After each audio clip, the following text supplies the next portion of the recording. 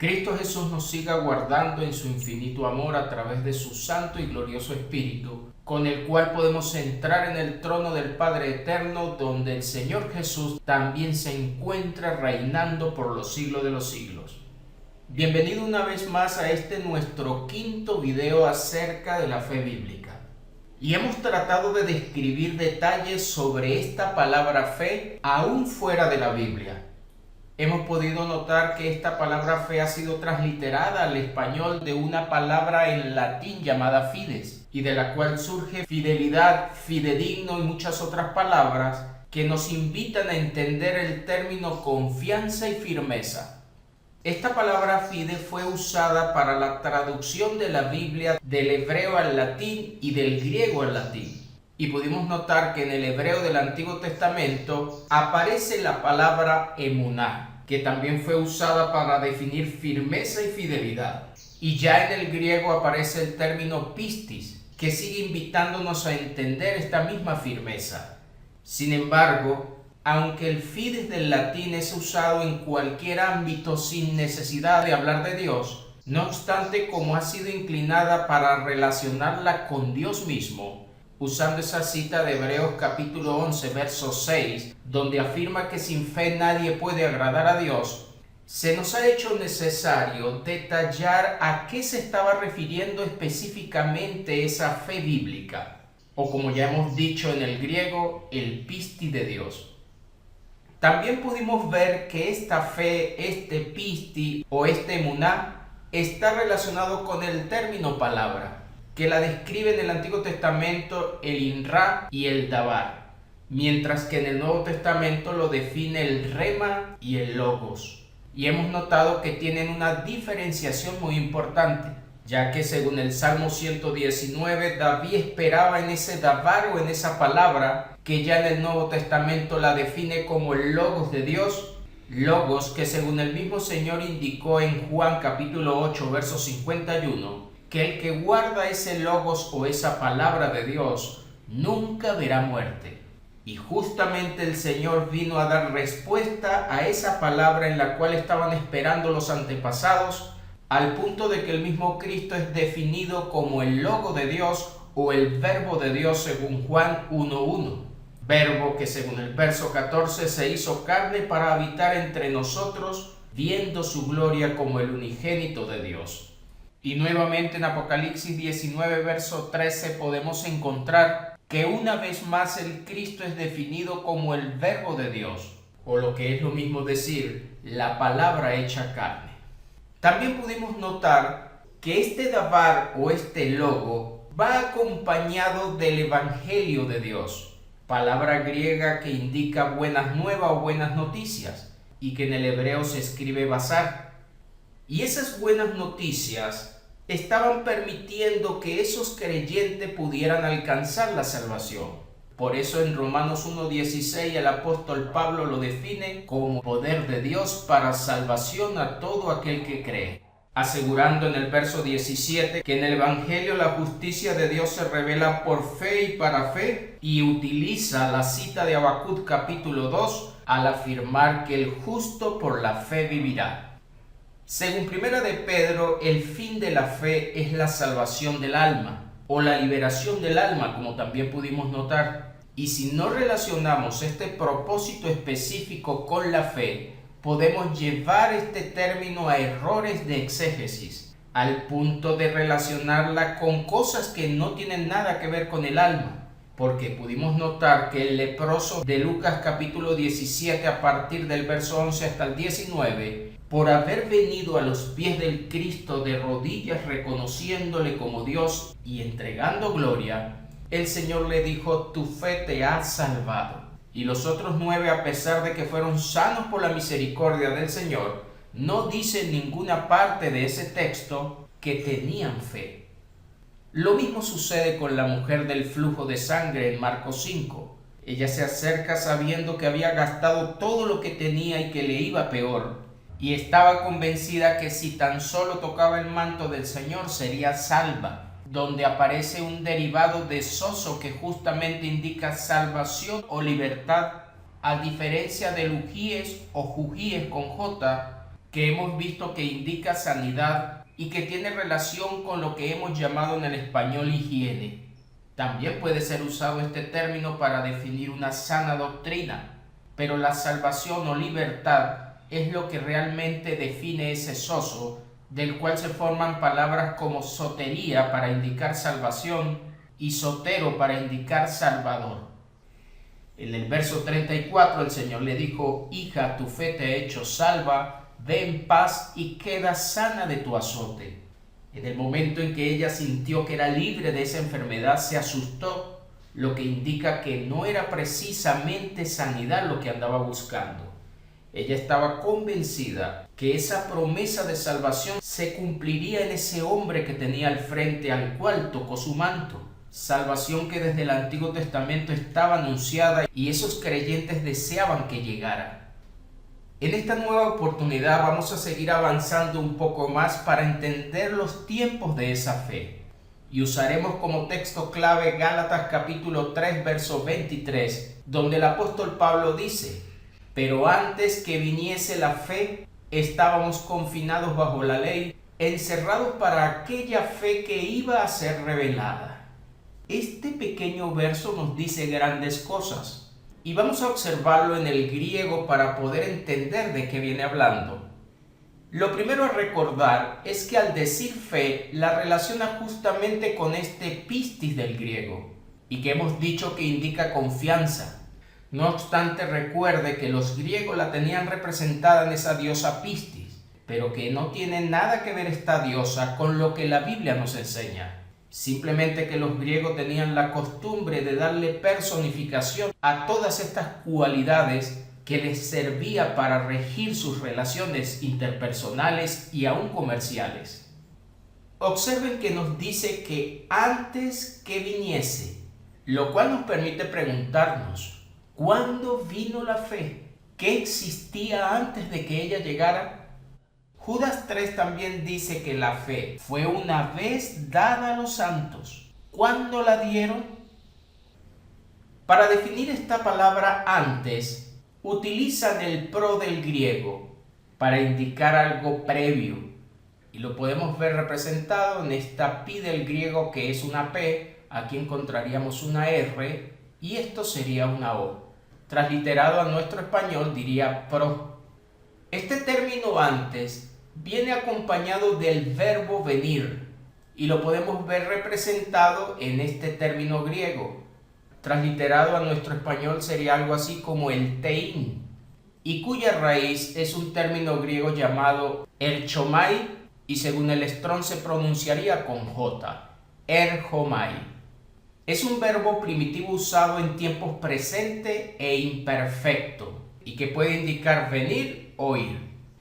Cuando habla de imperfecto es porque no nos define realmente cuándo comenzó ese posible pasado y tampoco nos define en qué momento estaría concluyendo. Y hablamos de pasado porque dice antes que viniese, dando a entender que en el momento del escrito parece que ya había venido. Aparentemente, mientras esta fe no había llegado, esos hermanos del primer siglo estarían confinados bajo la ley. Y para definir esta confinación, en el griego se utiliza un término que proviene de una raíz llamada phroureo, que indica ser un vigilante o un guardián. Si lee bien este capítulo de Gálatas 3, nos hace saber que la ley era un ayo que define a una especie de niñera, y por eso este phroureo lo define como un protector o como alguien que está custodiando. Lo que nos estaría dando a entender que justamente Dios creó esa ley para que protegiera o cuidara a todos aquellos que estaban esperando que esa fe llegara. Y mientras estaban confinados en esa ley, también se puede definir que estaban encerrados en ella, lo que en el griego está definido por el término sunkleio, donde sun indica junto y el kleio es el que define este cerrar. Desde esta perspectiva estaría hablando de cerrar juntos o estar sujetos en común a la ley de la que venimos hablando. Definitivamente nos está diciendo que hasta que esta fe no viniera, esa ley sería ese guardián que estaría protegiendo justamente a los hermanos hasta que la fe llegara. Para definir ley, el griego de ella es este término llamado nomos, si lo transliteramos a nuestro español. Y los hermanos, antes de que la fe viniera, estarían encerrados bajo esa ley hasta el tiempo de que esa fe fuera revelada. Y nuevamente utiliza para definir fe este pistis, y para definir revelada, presenta esa palabra que ya hemos revisado en videos anteriores, que se translitera como apocalupto, y del cual también surge el término apocalipsis o revelación, donde apo indica fuera y el calupto indica una tapa o una cubierta, dando a entender que apocalupto es quitar esa cubierta, es decir, revelar o descubrir. Ya nos dice en este verso que mientras existió el tiempo de la ley, la fe existía, pero no estaba revelada. Es decir, que la definen como un misterio.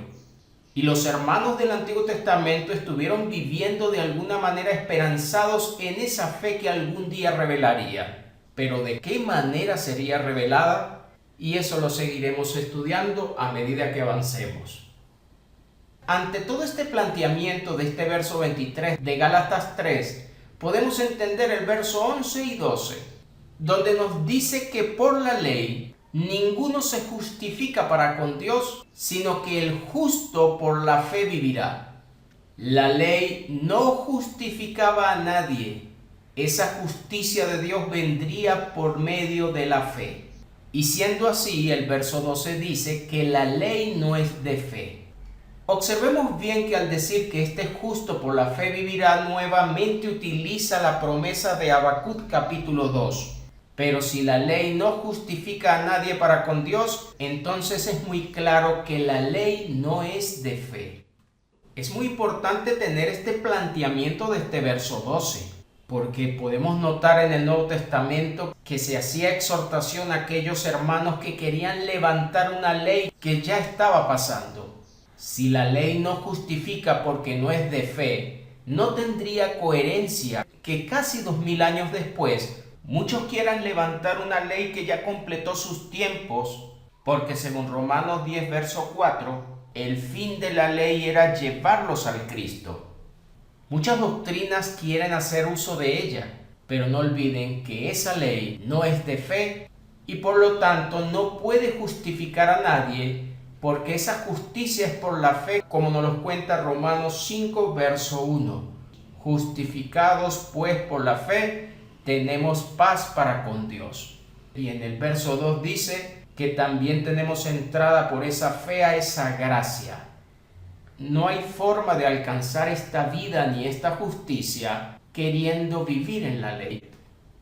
Nos sigue contando Gálatas 3 a partir del verso 16, que a Abraham fueron hechas las promesas y a su simiente. No dice y a las simientes como si hablase de muchos, sino como de uno, y a tu simiente, la cual es Cristo.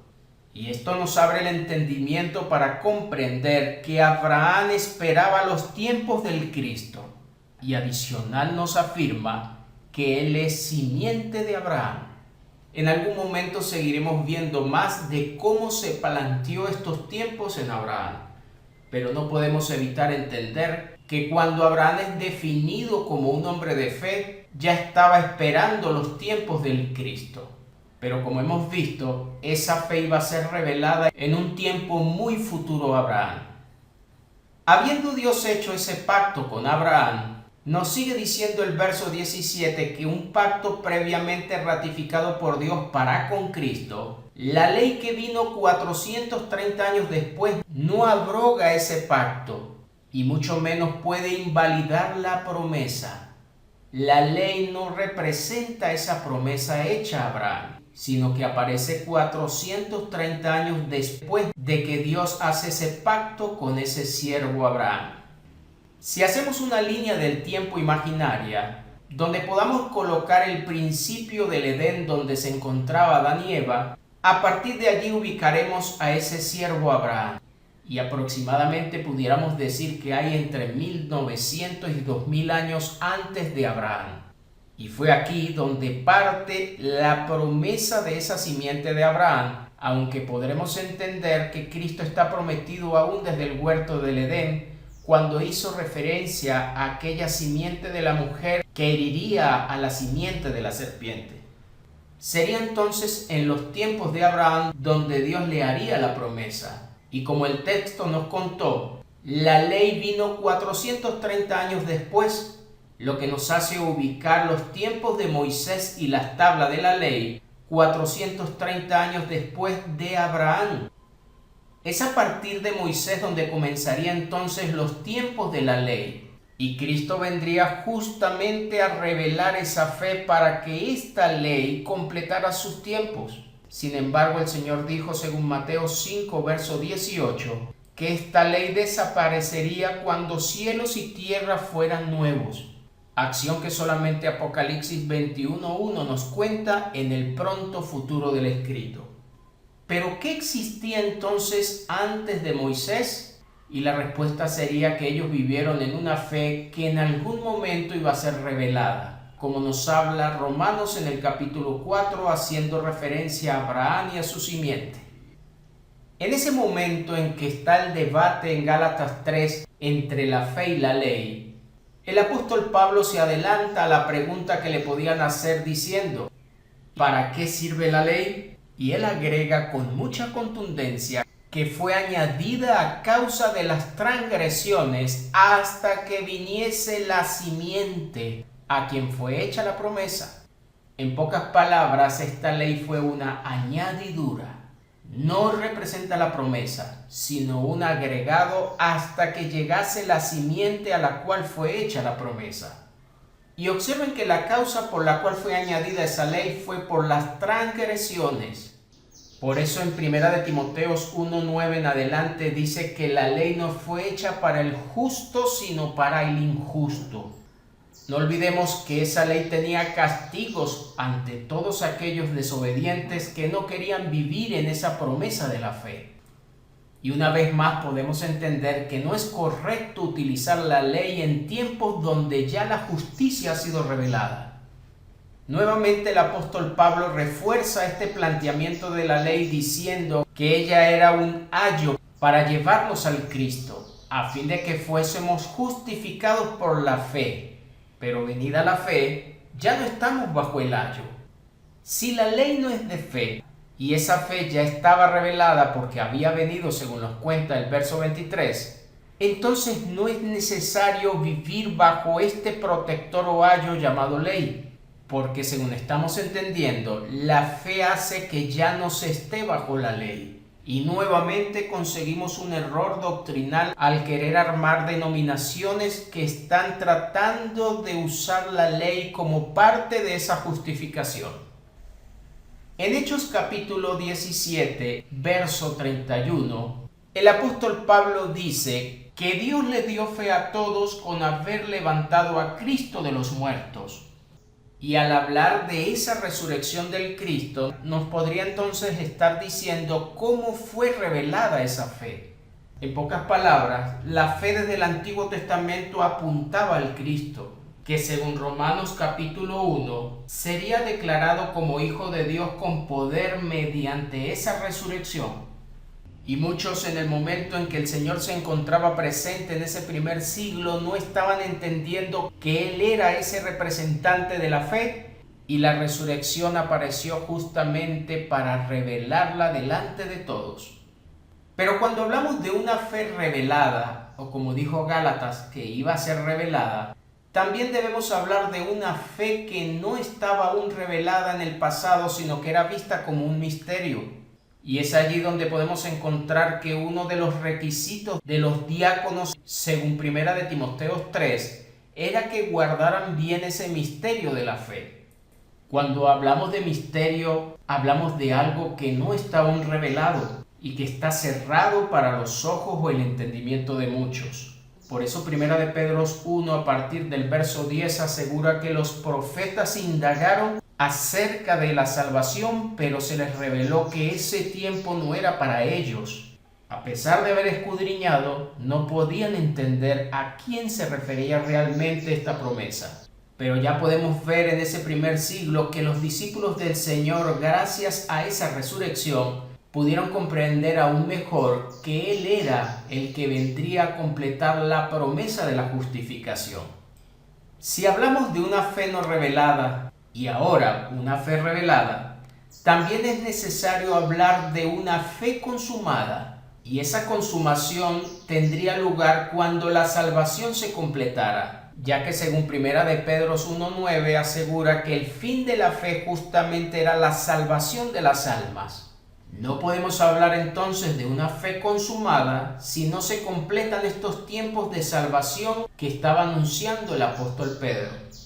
Esta salvación nos cuenta el apóstol Pablo en Romanos capítulo 13, verso 11, que ahora estaba más cerca de ellos esa salvación que cuando creyeron.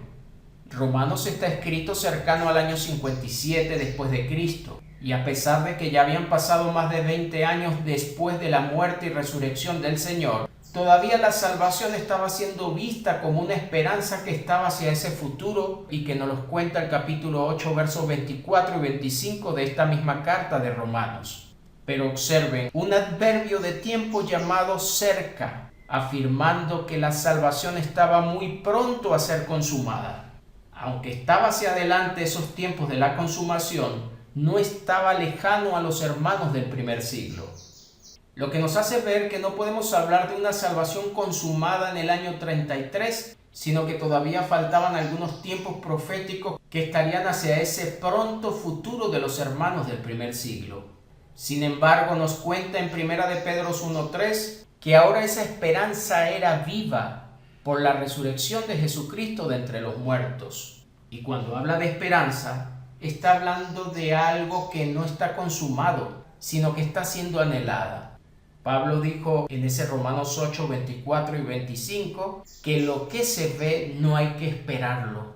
Sin embargo, la salvación todavía estaba siendo esperada. Y ya en el verso 4 y 5 de 1 de Pedro 1, haciendo referencia a esa herencia incorruptible que estaban aguardando y que asegura que estaba todavía reservada en los cielos, les afirma que ellos estaban siendo guardados por ese poder de Dios mediante la fe para alcanzar la salvación que está preparada para ser manifestada en el tiempo postrero o en el último tiempo. Lo que nos muestra que aún no había sido manifestada o revelada, ya que proviene este término del apocalipto que hemos hablado.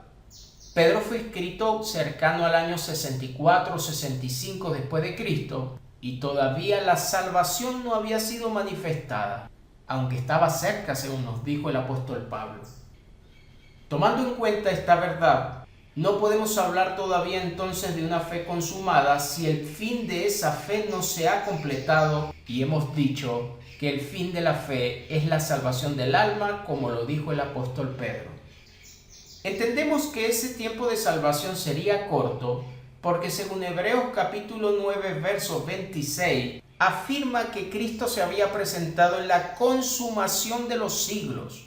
Y de igual manera podemos leer en 1 de Juan 2:18 que ellos ya estaban viviendo el último tiempo, como también pudimos notar en el griego según el video anterior. El apóstol Pablo en 1 de Corintios 10 verso 11 también aseguró que ellos habían alcanzado los fines de los siglos, lo que nos da a entender que en este tiempo donde estamos marcando en esta imagen, estaban viviendo justamente la consumación de esos tiempos proféticos para completar los tiempos de salvación y consumar la fe que era tan anhelada. Tenemos hasta aquí entonces que la fe no había sido revelada en el pasado, sino que es mostrada en tiempos de la resurrección, pero que debía también esperar los tiempos de su consumación. La ley aparece 430 años después de que Dios había hecho la promesa con Abraham, y esa promesa apuntaba justamente a la simiente llamada Cristo.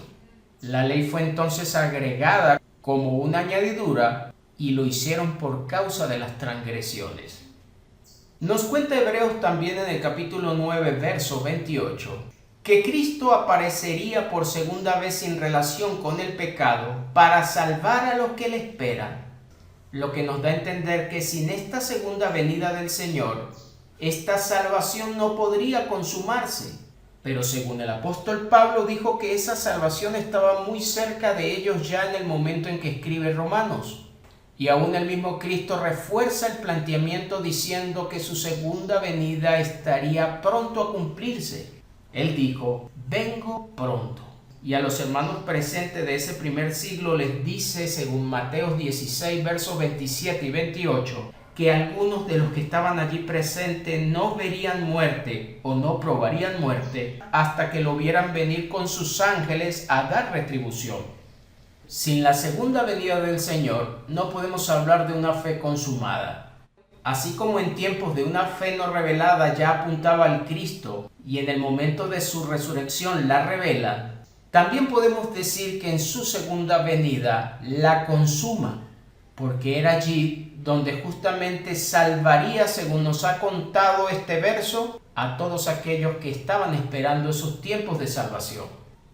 Esto hace que también en la misma carta a los Hebreos nos cuente en el capítulo 10, verso 36, que invita a los hermanos del primer siglo a tener paciencia, para que esa paciencia los llevara justamente a obtener la promesa que aún estaba hacia su futuro. Pero también les deja claro en el verso 37, porque aún un poquito, y el que ha de venir vendrá y no tardará. Cita que pudimos ver en el video anterior que estaba haciendo referencia a esa promesa que encontramos en Habacuc capítulo 2, donde le afirma que aquel a quien debían esperar todavía tardaría, pero ya en la carta a los Hebreos les hace saber que esa tardanza ya era menor y asegura que era por un poquito de tiempo, del griego mikros o micros, como lo decimos en nuestro español, para hablar de algo diminuto. Ese poquito tiempo permitiría esa venida del Señor, el cual activaría estos tiempos de consumación. Hebreos en el capítulo 12, verso 2, les hace saber a los hermanos del primer siglo que Cristo Jesús es el autor y consumador de la fe, y le está dando dos adjetivos muy calificativos al Señor al asegurar que tiene la autoría de esa fe, pero también sería el consumador de ella. Veamos en el griego qué palabras definen este verso. Para hablar de Jesús, podemos encontrarlo representado en este término griego que si lo transliteramos a nuestro español sería algo así como Iesous, y es el término que define a Jesús. Esta J se dice que fue la adaptación en ese lenguaje latín, pero realmente comenzaba con una I. Y en el Antiguo Testamento sería el equivalente a Yeshua, que indica Dios es salvación. Por eso Cristo es definido como el Salvador del griego soso. Para definir fe, nuevamente encontramos este pistis bíblico, y que indica también confianza. Pero aquí cuando define que Cristo es el autor de esa fe, el término griego que lo representa sería archegón, y la pronunciación sería algo así como archegos. Arche indica principio, y lo puede encontrar en Juan 1:1, pero también indica gobernante o principal. Y eso es lo que quiere dar a entender este verso, que Cristo es el dirigente o jefe, como dice el Strong. La Reina Valera lo tradujo por autor, sin embargo pudiera ser más bien gobernante conductor. Cristo estaría siendo entonces ese que estaba dirigiendo la fe, pero también nos dijo que la consumaría. Y en el griego aparece teleiotes, como lo podemos ver en el Strong. Y su raíz sería el término teleio, que indica completo, perfecto o maduro. Y por eso que nos está contando que Cristo es el completador o consumador de esa fe. Hasta que el Señor no completara la salvación, no podemos hablar de la consumación de ese propósito de la fe que justamente es salvar el alma. Para poder llegar a la salvación se debían cumplir algunas profecías antiguotestamentarias. Una de ellas la podemos encontrar en Isaías 25, versos 8 y 9, donde asegura que destruiría la muerte para siempre. Y una vez que eso sucediera, se diría en aquel día: este es nuestro Dios, le hemos esperado y nos salvará. Este es Yahvé a quien hemos esperado, nos gozaremos y nos alegraremos en su salvación. Los hermanos sabían muy bien que estaban esperando justamente a este Dios tan anhelado. Él vendría a salvarles, y muchos asumen que esto se consuma en la cruz. Sin embargo, noten muy bien que no podrían gozarse y alegrarse en esa salvación hasta que la muerte no fuera vencida para siempre. En el hebreo el término salvación hemos dicho que proviene de Yeshua y que también indica liberación, pero no podría llegar hasta que la muerte no fuera destruida para siempre. Si asumimos que la salvación está en la cruz, debemos ver en qué momento la muerte fue vencida totalmente. Podemos encontrar en 1 Corintios 15, versos 25 y 26, una carta escrita cercano al año 55 al 57 después de Cristo, que todavía más de 20 años después del día de la resurrección del Señor, todavía presenta hacia el futuro que ese postrer enemigo que sería destruido sería la muerte, lo que nos da a entender que no había sido destruida para siempre. Y observen que lo define como un enemigo que debía ser vencido. Una vez que sucediera, nos sigue diciendo esta carta de Corintios 15, que en aquel momento se diría: ¿dónde está, oh muerte, tu aguijón? ¿Dónde, oh sepulcro, tu victoria? Y sigue diciendo que el aguijón de esa muerte es el pecado y el poder del pecado la ley. Noten que la muerte no había sido vencida en ese año 55, porque la ley todavía le estaba entregando poder al pecado, que es definido como el aguijón de la muerte. Y esto es muy fácil entenderlo porque todavía en la carta a los Corintios no se había cumplido la promesa de cielos y tierra nueva que harían terminar los tiempos de la ley. Y hasta que esta muerte no fuera vencida para siempre, nos dijo Isaías que no podrían gozarse en la salvación y tampoco pudieran decir: he aquí, este es nuestro Dios, le hemos esperado y nos salvará, este es Yahvé a quien hemos esperado. De entrada pudiera estar refiriéndose a Cristo, pero también pudiéramos estar hablando del Padre Eterno, ya que Cristo tendría que entregarle en el tiempo del fin ese reino al Dios y Padre. Pero primero debía ser vencida esa muerte, acción que solamente Apocalipsis 20:13 nos cuenta hacia el futuro pronto del escrito, al decir que la muerte y el Hades fueron lanzados al lago de fuego. Y hemos visto en muchos videos que también se activó una segunda muerte, pero esta primera, por ponerle un nombre, ya estaría eliminada o finalizada cuando Apocalipsis 20:13 se consumara. Y sería allí donde ese postrer enemigo sería destruido, para poder activar los tiempos de la salvación y la llegada de ese Dios tan esperado, que puede estar haciendo referencia al Padre Eterno, ya que según Apocalipsis en el capítulo 1, versos 4 y 6, asegura que aquel que estaba sentado en el trono vendría, pero observen también que lo separa del Cristo al decir y de Jesucristo. Leamos el texto para que pueda ver estos cambios. Juan: a las 7 iglesias que están en Asia, gracia y paz a vosotros, del que es, y que era, y que ha de venir, y de los 7 espíritus que están delante de su trono, y de Jesucristo el testigo fiel. Este que está en el trono, nos cuenta Apocalipsis capítulo 4 que hacía referencia al Padre, ya que según el capítulo 5, el Cordero recibiría de aquel que está sentado en el trono un libro sellado. Y podrán notar citas como en el capítulo 6, cuando se desata el 6º sello, aquellos reyes dirían que los librara de la ira del que está sentado en el trono y del Cordero. Y al utilizar este copulador llamado I, los está diferenciando. Así que podemos decir que no solamente estaban esperando a Jesucristo, sino que también habría de venir ese que estaba en ese trono, haciendo referencia al Padre, por supuesto. Y según el texto, Jesucristo estaría amando a esos hermanos del primer siglo, lavándolos de los pecados y haciéndolos reino y sacerdotes para Dios su Padre. La Reina Valera tradujo reyes, pero realmente viene de Basileia, que indica reino. Y nuevamente lo podemos encontrar en Apocalipsis 5, verso 10. Noten que el propósito del Cristo era crear ese reino para Dios, y hasta tanto no se lo entregara, esos tiempos de consumación de la fe no estarían completos.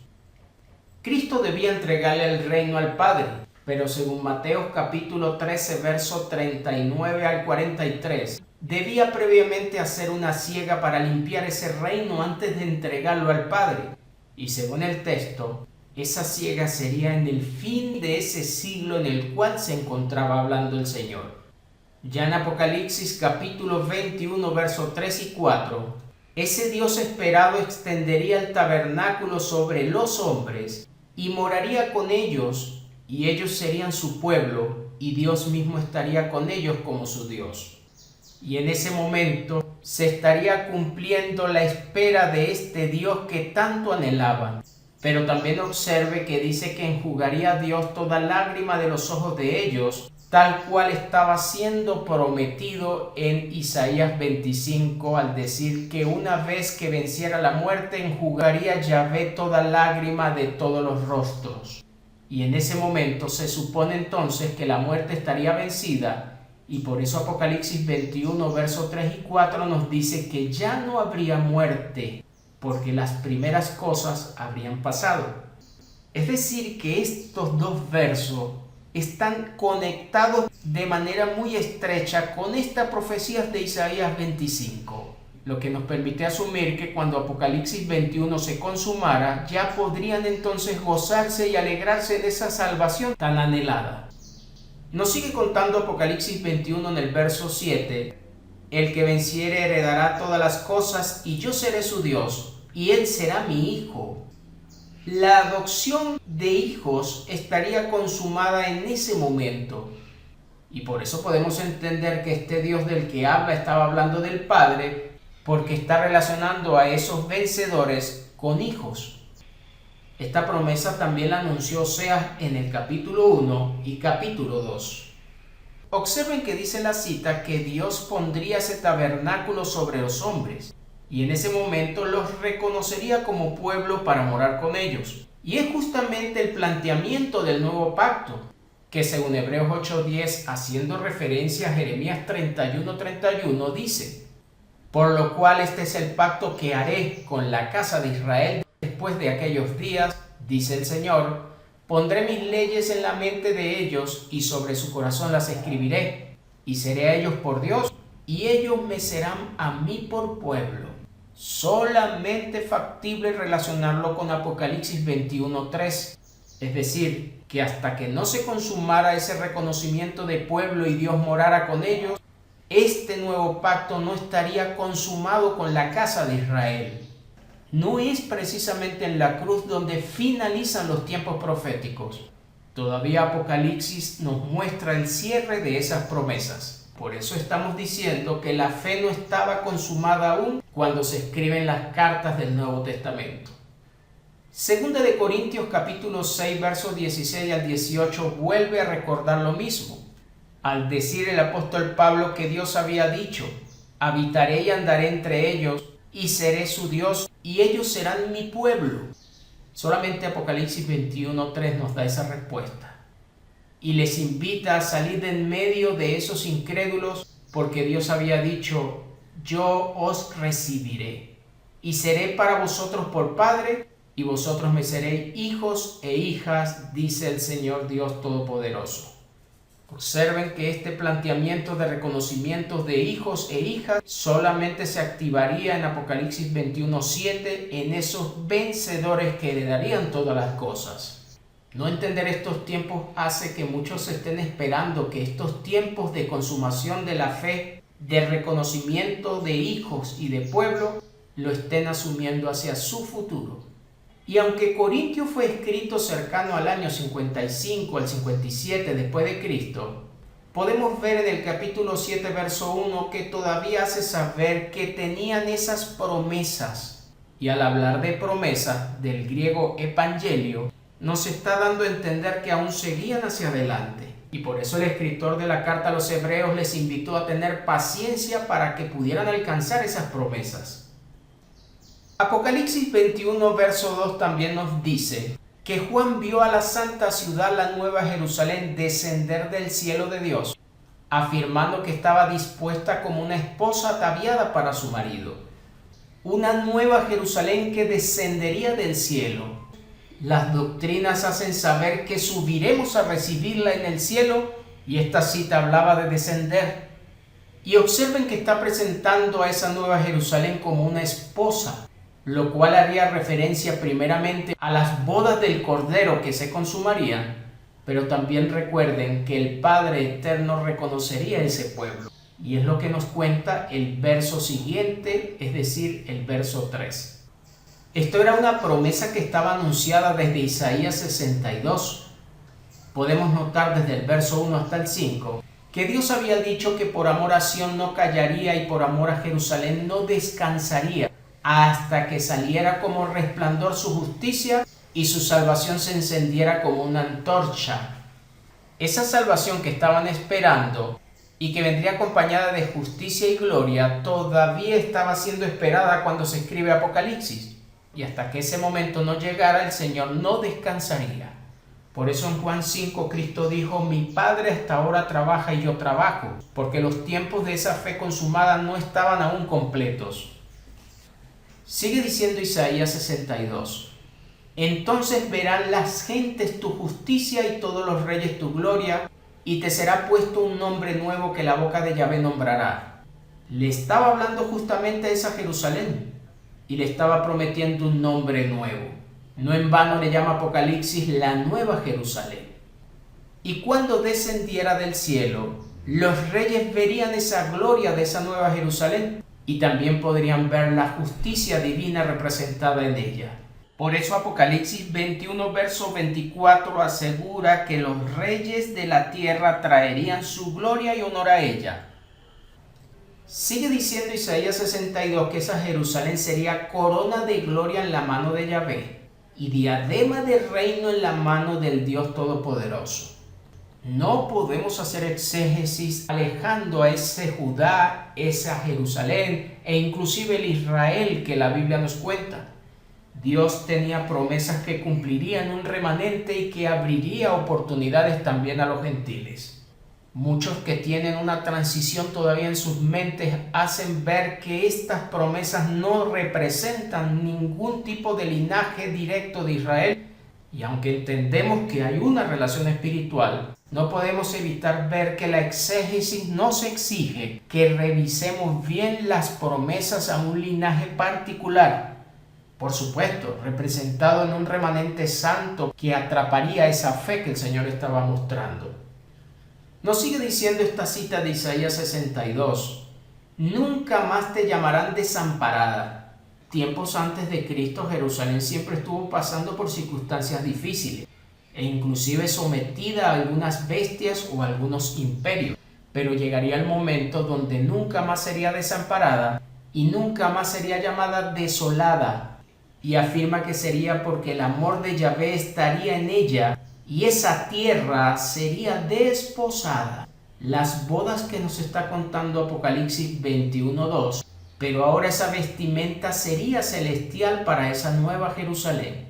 Y nos siguió contando Isaías 62 que así como el joven se desposa con la Virgen, se desposarían con esa nueva Jerusalén sus hijos, para definir justamente a esos que vendrían de la dispersión o del cautiverio, porque según Daniel 12, verso 7, el fin de la dispersión era una de las señales de ese final.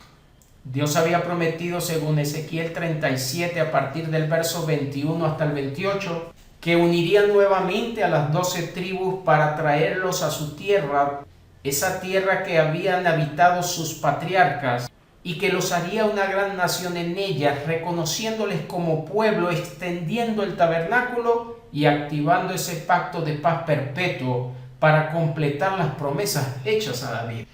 Y esta cita de Ezequiel no tiene nada que ver con gentiles.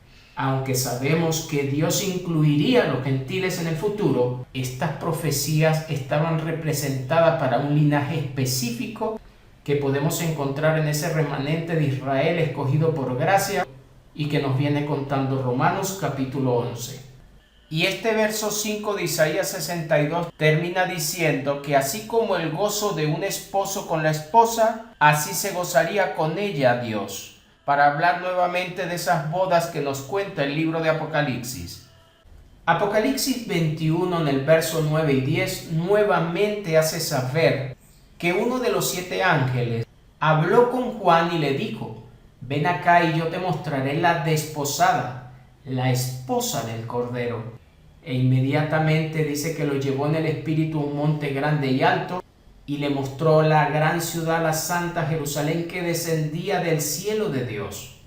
Y todo ese capítulo 21 nos va a mostrar ese final hermoso donde Dios y el Cordero pasan a ser el sol y la lumbrera de esa santa ciudad.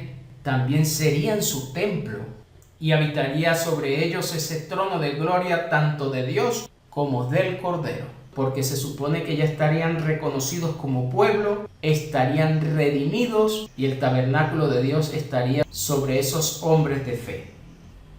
Esa nueva Jerusalén, según Apocalipsis 21, 25 al 27, abriría sus puertas para nunca más ser cerradas, cumpliendo así la profecía de Isaías 60. Y solamente podrían entrar en ella los justos.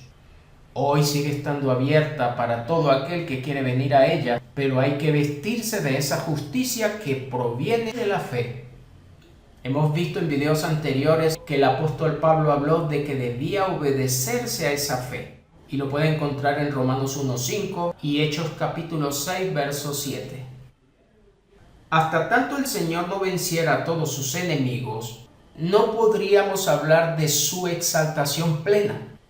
En Juan capítulo 3, verso 13, el apóstol dice que nadie subió al cielo, sino el que descendió del cielo, el Hijo del Hombre que está en el cielo.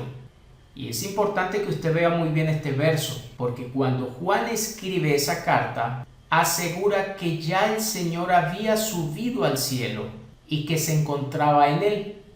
Muchos creen que este verso 13 era Cristo hablando, y no era así. El apóstol Juan estaba afirmando que ya el Señor se encontraba en el cielo, lo que nos da a entender que es un relato mucho tiempo después del año 33. Pero si seguimos viendo, este apóstol anuncia todavía hacia el futuro que así como Moisés levantó la serpiente en el desierto, así es necesario que el Hijo del Hombre sea levantado. Al no entender este verso 13, muchos creen que este levantar estaba haciendo el anuncio de la resurrección, creyendo que era Cristo el que lo había pronunciado. Pero no es así. Si ya Cristo estaba en el cielo, este levantar sería un tiempo después de que Cristo fue sentado a la diestra del Padre, y que solamente Apocalipsis nos cuenta esos finales de exaltación. Para definir este levantado, podemos encontrar que el griego utiliza un término que proviene de una raíz llamada ixo y pronunciada como vemos acá como juxo. En el español se puede escribir con una H y con una Y, y que es el mismo término que usó para hablar de este levantar de la serpiente. Algunos creen que se estaba refiriendo a la resurrección del Cristo que estaba hacia adelante, pensando que fue Cristo el que dijo esto. Sin embargo, la serpiente no tiene nada que ver con la resurrección, pero sí con un levantar. Y es ese mismo levantar que está relacionándolo con lo que sucedería con el Cristo. Una vez levantado, dice el verso, para que todo aquel que en él cree no se pierda, mas tenga vida eterna. Hasta tanto no ser levantado el Señor o exaltado, como dice acá, la vida eterna no estaría consumada. Y según Marcos en el capítulo 10, cuando el Señor viene hablando del rico, asegura que los hermanos del primer siglo recibirían en ese siglo aún persecuciones, pero en el siglo venidero recibirían la vida eterna. Y no podemos hablar de vida eterna hasta tanto la muerte no sea quitada del medio. Y recuerden que solamente en Apocalipsis está la victoria sobre esa muerte, y Primera de Corintios nos cuenta que aún no había sido vencido ese enemigo postrero. Hasta no destruir la muerte para siempre, nos dijo Isaías, no podían gozarse de esa salvación, y tampoco pudiéramos entonces hablar de la vida eterna consumada. Por eso el fin de la fe sería salvar el alma y llevarla justamente a esta vida eterna prometida. Y en videos anteriores hemos explicado que no se trata del necros, que está refiriéndose al cadáver o a la muerte física, sino estaba hablando del thanatos, que tiene más relación con el alma y con ese lugar a donde ellas iban a esperar. Sin embargo, a pesar de que serían redimidos de allí los justos, se abriría una segunda muerte, la cual sigue vigente en todos aquellos que en nuestros tiempos parten sin la obediencia al Evangelio, y que hemos podido notar que la menciona Apocalipsis 20, verso 14. Entendemos que este levantar o este ixo del Señor no estaba consumada aún cuando se escribe la carta de Juan, porque todavía en Hebreos capítulo 2, verso 8 vemos que aún no estaban todas las cosas sujetas al Cristo. Tenía que tocar la séptima trompeta, como nos dice Apocalipsis 11, verso 15, para que todos esos enemigos fueran vencidos y el Señor reinara por los siglos de los siglos. Al sonar esa trompeta, según el capítulo 10, versos 6 y 7, afirma que el tiempo de espera no sería más, y que el misterio que había sido entregado a los siervos, los profetas, sería consumado, porque todavía en Apocalipsis no han finalizado todos los tiempos proféticos que habían anunciado esos profetas antiguos, ya que en Apocalipsis todavía vemos ese castigo que recibiría la llamada ramera, al igual que el castigo que recibiría la bestia, para que se activara, según Apocalipsis 22, verso 5, ese reino eterno que había sido anunciado desde el pasado, como podemos ver en la carta de Daniel capítulo 7, verso 19 hasta el 27, donde asegura que Dios le entregaría a los santos ese reino debajo del cielo después de ser vencida esa bestia que haría la guerra contra ellos. Podemos decir entonces que el fin de la fe, que es la salvación del alma, no quedó consumada en el año 33. Aunque estaba cerca a los hermanos del primer siglo, hemos visto que Hebreos 1.14 todavía asegura que no la habían heredado, y tampoco habían heredado el reino, porque para que eso sucediera debía venir por segunda vez el Señor con sus ángeles, como nos cuenta Mateo 25, versos 31 al 34. Una vez que se hiciera la siega, los que estarían apartados hacia la derecha recibirían ese reino eterno prometido desde la fundación del mundo. Y aún en Lucas capítulo 21, verso 27 hasta el 32, podemos ver que cuando el Señor viniera en las nubes con sus ángeles, la redención estaría cerca, pero también estaría cerca ese reino, afirmando en el verso 32 que no pasaría esa generación hasta que todo eso aconteciera. Por lo visto, los hermanos del primer siglo estaban viviendo los últimos tiempos donde la fe sería consumada. Y hemos visto que hasta no finalizar los tiempos de la ley y de las profecías antiguotestamentarias, no podrían gozarse con el Dios de la salvación que anunció Isaías 25:9. Recuerden que la muerte debía ser vencida para siempre. Y esta muerte no sería vencida hasta que ese aguijón llamado pecado no siguiera recibiendo poder de la ley. Ley que estaba finalizando en ese primer siglo para poder dar lugar a la confirmación de ese nuevo pacto anunciado desde el pasado. Por lo tanto, hasta no completarse estos tiempos de salvación, no podríamos hablar de la confirmación del nuevo pacto, ya que vimos en la carta de Hebreos, escrita en el año 64 al 67, que todavía en el capítulo 8 está hablando de un Cristo que está mediando ese nuevo pacto porque el antiguo no había desaparecido aún, aunque su final estaba cercano. Y solamente es en Apocalipsis 20 y 21 donde vemos este desenlace, cuando Juan anuncia que hacia el pronto futuro la muerte sería vencida, los cielos y la tierra serían nuevos, Dios reconocería a los redimidos como pueblo y como hijos para morar con ellos, y esa era la condición de ese nuevo pacto que estaba siendo prometido.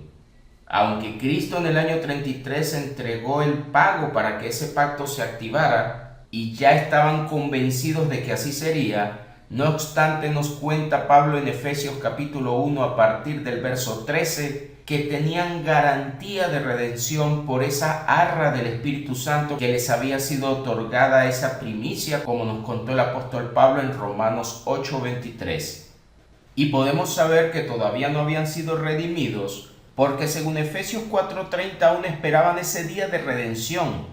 Redención que nos cuenta Lucas 21 a partir del verso 27, que el Señor aseguró que tendría lugar cuando Él viniera en las nubes. Por lo tanto, hasta que Cristo no viniera por segunda vez, esa posesión adquirida solamente tendría esa garantía, pero el Señor vendría a consumar esos tiempos de redención, como Isaías 63 lo contó, después de que el Señor ejecutara su ira o su venganza. Sin la consumación de todas estas profecías antiguas, no podemos hablar de una fe consumada. Y aún la segunda venida del Señor estaba incluida en el desenlace de estas promesas, porque esa segunda venida también era profecía antiguotestamentaria, ya que hemos visto que esa ciega con ángeles, que tendría lugar en el día de su ira, estaba anunciada desde el Antiguo Testamento. Nos los contó el Salmo 110, versos 5 y 6, y hemos visto que también Isaías 63 habla de aquel que estaría con su ropa teñida de sangre, acción que encontramos nuevamente en Apocalipsis capítulo 19, ya que el Señor debía venir a consumar los tiempos de esa venganza y activar la redención. Espero en el Señor pueda nuevamente escudriñar todo este planteamiento bíblico. No le invito a que me crea a mí, sino que le crea los versos.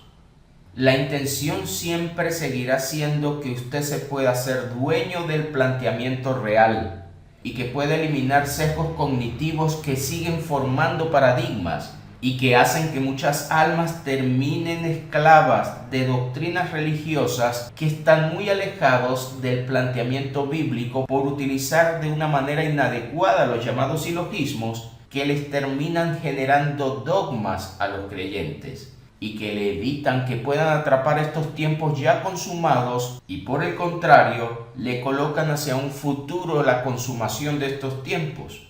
Mi intención verdadera es que pueda hacerse dueño del planteamiento.